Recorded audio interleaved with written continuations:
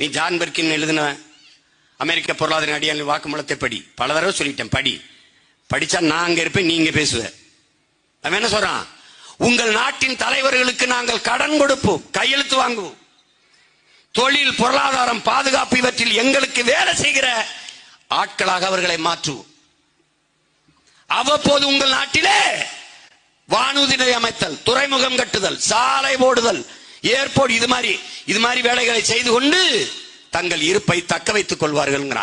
அதனாலதான் அந்த 8 வழிச்சாலை வருது, இந்த ஏர்போர்ட் வருது, அந்த போர்ட் அந்த காட்டுப்பள்ளியில வருது. இதெல்லாம் எதற்கு? இதுக்குத்தான் நமக்கு சேவை செய்யறாங்களாம். இந்த சாலையெல்லாம் போடப்பட்டது 4 வழிச்சாலை 8 வழிச்சாலைன்னு உனக்குன்னு நினைச்சின்னா அது மாதிரி ஒரு பைத்தியக்காரத்தனம் உலகத்துல கிடையாது.